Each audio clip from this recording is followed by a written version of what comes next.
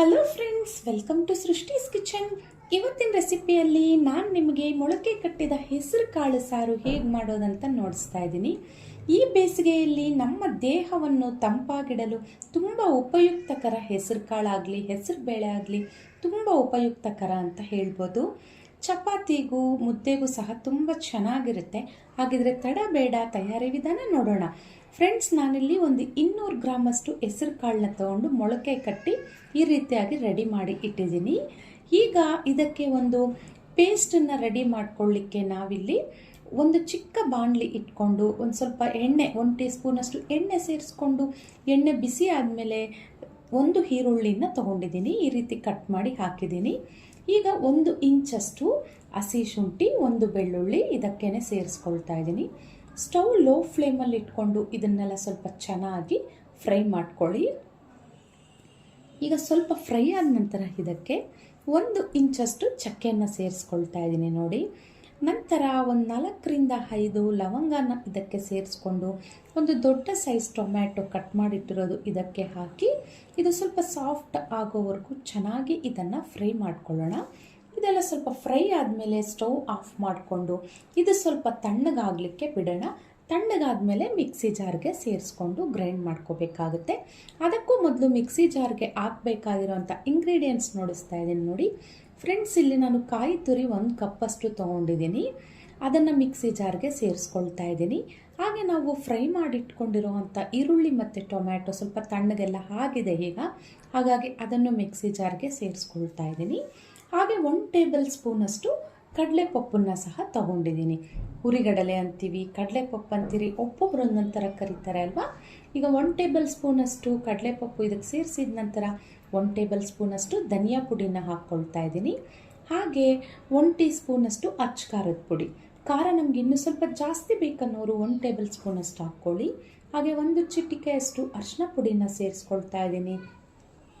ಈಗ ಒಂದು ಸ್ವಲ್ಪ ಕೊತ್ತಂಬರಿ ಸೊಪ್ಪನ್ನು ಸಹ ಇದಕ್ಕೆ ಸೇರಿಸ್ಕೊಂಡು ಇದನ್ನು ಗ್ರೈಂಡ್ ಮಾಡ್ಕೊಳ್ಳೋಣ. ಚೆನ್ನಾಗಿ ನುಣ್ಣಗೆನೆ ರುಬ್ಕೊಳ್ಳಿ. ಈಗ ನಮಗೆ ಇಲ್ಲಿ ಮಸಾಲ ಅನ್ನೋದು ರೆಡಿ ಆಯಿತು.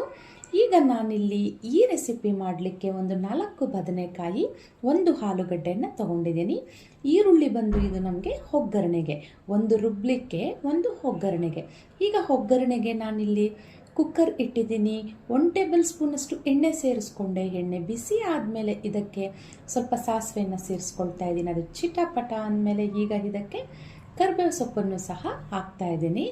ಅದಕ್ಕೂ ಮೊದಲು ಸಣ್ಣದಾಗಿ ಹಚ್ಚಿಟ್ಕೊಂಡಿರೋ ಈರುಳ್ಳಿ, ನಾನು ನಿಮಗೆ ತೋರಿಸಿದ್ನಲ್ಲ ಒಗ್ಗರಣೆಗೆ ಅಂತ, ಅದೇ 1 ಈರುಳ್ಳಿನ ನಾನು ಸಣ್ಣದಾಗಿ ಹಚ್ಚಿಟ್ಕೊಂಡು ಹಾಕಿದ್ದೀನಿ. ಹಾಗೆ ಒಂದು ಸ್ವಲ್ಪ ಕರಿಬೇವು ಸೊಪ್ಪನ್ನು ಸಹ ಹಾಕ್ಕೊಂಡು ಇದನ್ನೆಲ್ಲ ಚೆನ್ನಾಗಿ ಸ್ವಲ್ಪ ಈರುಳ್ಳಿ ಸ್ವಲ್ಪ ಫ್ರೈ ಆಗೋವರೆಗೂ ಚೆನ್ನಾಗಿ ಇದನ್ನು ಫ್ರೈ ಮಾಡ್ಕೊಳ್ಳೋಣ. ಈಗ ಇದಕ್ಕೆ ನಾವು ಕಾಳನ್ನು ಸೇರಿಸ್ಕೊಳ್ಳೋಣ. ಹೆಸರು ಕಾಳನ್ನು, ನಮ್ಮ ಮೊಳಕೆ ಕಟ್ಟಿದ್ದು ಯಾವುದೇ ಕಾಳು ಆಗಲಿ ಫ್ರೆಂಡ್ಸ್, ನಮ್ಮ ಹೆಲ್ತ್ಗೆ ತುಂಬ ಒಳ್ಳೆಯದು ಅಂತಲೂ ಹೇಳ್ಬೋದು. ಹೆಸರು ಕಾಳಲ್ಲಿ, ಮೊಳಕೆ ಕಟ್ಟಿರೋ ಕಾಳಲ್ಲಿ ದೋಸೆ ಸಹ ನಾನು ಮುಂದಿನ ವಿಡಿಯೋದಲ್ಲಿ ನಿಮಗೆ ನೋಡಿಸ್ತೀನಿ. ಈಗ ಇದನ್ನೆಲ್ಲ ಚೆನ್ನಾಗಿ ಈ ರೀತಿಯಾಗಿ ಕಾಳೆಲ್ಲ ಹಾಕಿದ ನಂತರ ಒಂದು 2 ರಿಂದ 3 ನಿಮಿಷ ಚೆನ್ನಾಗಿ ಮಿಕ್ಸ್ ಮಾಡಿಕೊಂಡು ಹಾಗೆ ಸ್ವಲ್ಪ ರುಚಿಗೆ ತಕ್ಕಷ್ಟು ಉಪ್ಪನ್ನು ಸಹ ಸೇರಿಸ್ಕೊಳ್ತಾ ಇದ್ದೀನಿ. ಈಗ ಇದಕ್ಕೆ ನಾವು ರೆಡಿ ಮಾಡಿಟ್ಕೊಂಡಿರುವಂಥ ಮಸಾಲ ಪೇಸ್ಟನ್ನು ಸೇರಿಸ್ಕೊಂಡು ಎಲ್ಲ ಚೆನ್ನಾಗಿ ಮಿಕ್ಸ್ ಮಾಡ್ಕೊಳ್ಳೋಣ. ಕಾಳು ಹಾಗೆ ಮಸಾಲೆ ಎಲ್ಲ ಹೊಂದ್ಕೊಳ್ಳೋ ಥರ ಈ ರೀತಿಯಾಗಿ ಚೆನ್ನಾಗಿ ಮಿಕ್ಸ್ ಮಾಡಿಕೊಂಡು ಕುಕ್ಕರ್ಗೆ ಬೆಲ್ಟ್ ಹಾಕದಿರ ಒಂದು 2 ನಿಮಿಷ ಹಾಗೆ ಮುಚ್ಚಿಡಿ. ಮಸಾಲ ಹಸಿ ವಾಸನೆ ಎಲ್ಲ ಹೋಗುತ್ತೆ. ಹಾಗಾಗಿ ಸ್ಟವ್ ಲೋ ಫ್ಲೇಮಲ್ಲಿ ಇಟ್ಕೊಂಡು ಕುಕ್ಕರ್ಗೆ ಬೆಲ್ಟ್ ಹಾಕದಿರ ಒಂದು 2 ನಿಮಿಷ ಇದನ್ನು ಈ ರೀತಿಯಾಗಿ ಮುಚ್ಚಿಟ್ಟು 2 ನಿಮಿಷ ಆಗಿದೆ. ಈಗ ಇದನ್ನು ನಾನು ಓಪನ್ ಮಾಡ್ತಾ ಇದ್ದೀನಿ ನೋಡಿ. ಈಗ ಒಂದ್ಸರಿ ಮಿಕ್ಸ್ ಮಾಡಿಕೊಂಡು ಇದಕ್ಕೆ ನೀರನ್ನು ಸೇರಿಸ್ಕೊಳ್ಳಿ. ನೀರಿಲ್ಲಿ ಸುಮಾರು ನಾನಿಲ್ಲಿ ಒಂದು ಅರ್ಧ ಲೀಟ್ರಿಗಿಂತ ಹೆಚ್ಚಾಗಿ ಸೇರಿಸ್ಕೊಂಡಿದ್ದೀನಿ. ನೀವು ನೋಡಿಕೊಂಡು ಹಾಕ್ಕೊಳ್ಳಿ. ತುಂಬ ನೀರು ಹಾಕೋ ಅವಶ್ಯಕತೆ ಇಲ್ಲ. ಕಾಳು ಅನ್ನೋದು ತುಂಬ ಬೇಗ ಬೇಯುತ್ತೆ. ನೀರು ಹಾಕಿದ ನಂತರ ಇಲ್ಲಿ ಬದನೆಕಾಯಿ ಮತ್ತು ಆಲೂಗಡ್ಡೆನ ಸೇರಿಸ್ಕೊಳ್ಳೋಣ.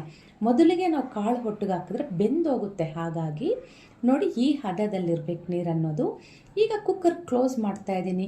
1 ವಿಜಿಲ್ ಸಾಕಾಗುತ್ತೆ ಫ್ರೆಂಡ್ಸ್. ಇದಕ್ಕೆ 2 ವಿಜಿಲ್ ಹಾಕ್ಸಿದ್ದೀವಿ ಅಂದರೆ ಕಾಳು ಅನ್ನೋದು ತುಂಬ ನುಣ್ಣಗೆ ಬೆಂದೋಗಿ ನಮಗೆ ಕಾಳು ಅನ್ನೋದೇ ಸಾರಲ್ಲಿ ಕಾಣಿಸೋದಿಲ್ಲ, ಆ ರೀತಿ ಹಾಕಿಬಿಡುತ್ತೆ. ಸೊ 1 ವಿಜಿಲ್ ಹಾಕ್ಸಿದ್ದೀನಿ. 1 ವಿಜಿಲ್ ಆದಮೇಲೆ ಕುಕ್ಕರ್ ತಣ್ಣಗಾದ್ಮೇಲೆ ಓಪನ್ ಮಾಡ್ತಾ ಇದ್ದೀನಿ ನೋಡಿ. ಪರ್ಫೆಕ್ಟಾಗಿ ಬಂದಿದೆ ಅಂತಲೇ ಹೇಳ್ಬೋದು. ಕಾಳು ಚೆನ್ನಾಗಿ ಬೆಂದಿದೆ, ಹಾಗಂತ ಪೂರ್ತಿ ನುಣ್ಣಗೂ ಆಗಿಲ್ಲ. ಆಲೂಗಡ್ಡೆ ಬದನೆಕಾಯಿ ಎಲ್ಲ ಚೆನ್ನಾಗಿ ಬೆಂದಿದೆ. ಇಲ್ಲಿ ಸಾರು ಹದ ಅನ್ನೋದು ನಮಗೆ ತುಂಬ ನೀರಾಗೂ ಇಲ್ಲ, ಗಟ್ಟಿಯಾಗೂ ಇಲ್ಲ, ಎಲ್ಲ ಕರೆಕ್ಟಾಗೆ ಬಂದಿದೆ ಅಂತ ಹೇಳ್ಬೋದು. ಒಳ್ಳೆ ಪರಿಮಳನೂ ಬರ್ತಾ ಇದೆ ಇಲ್ಲಿ. ನೋಡಿದ್ರಲ್ವ ಫ್ರೆಂಡ್ಸ್, ಎಷ್ಟು ಸಿಂಪಲ್ ಆಗಿ ನಾವು ರುಚಿಕರವಾದ ಹೆಸರು ಕಾಳನ್ನು ಮೊಳಕೆ ಕಟ್ಟಿ ತುಂಬ ಚೆನ್ನಾಗಿ ರುಚಿಯಾಗೂ ಮಾಡ್ಕೊಳ್ಳೋ ಅಂಥ ಸಾರು ಅಂತಲೇ ಹೇಳ್ಬೋದು. ಹೆಸರು ಕಾಳನ್ನ ನಾನಿಲ್ಲಿ 12 ಗಂಟೆಗಳ ಕಾಲ ನೆನೆಸಿಟ್ಟು ನಂತರ ಇದನ್ನು ಮೊಳಕೆ ಕಟ್ಟಿದ್ದೀನಿ. ನಾವು ಇವತ್ತಿನ ದಿನ ಬೆಳಗ್ಗೆ ಮೊಳಕೆ ಕಟ್ಟಿದ್ರೆ ನಾಳೆ ದಿನ ಬೆಳಗ್ಗೆಗೆ ನಮಗೆ ಎಷ್ಟು ಮೊಳಕೆ ಎಷ್ಟುದ್ದ ಬೇಕೋ ಅಷ್ಟುದ್ದನೂ ಬಂದ್ಬಿಡುತ್ತೆ. ತುಂಬ ಸಿಂಪಲ್ ಹಾಗೂ ತುಂಬ ಈಸಿನೂ ಅಂತಲೂ ಹೇಳ್ಬೋದು. ಇಷ್ಟ ಆಯ್ತಲ್ವ ಫ್ರೆಂಡ್ಸ್ ಈ ರೆಸಿಪಿ? ಆಗಿದ್ರೆ ನನ್ನ ಚಾನಲ್ಗೊಂದು ಲೈಕ್ ಮಾಡಿ, ಶೇರ್ ಮಾಡಿ, ಸಬ್ಸ್ಕ್ರೈಬ್ ಮಾಡಿ. ಶುಭ ದಿನ.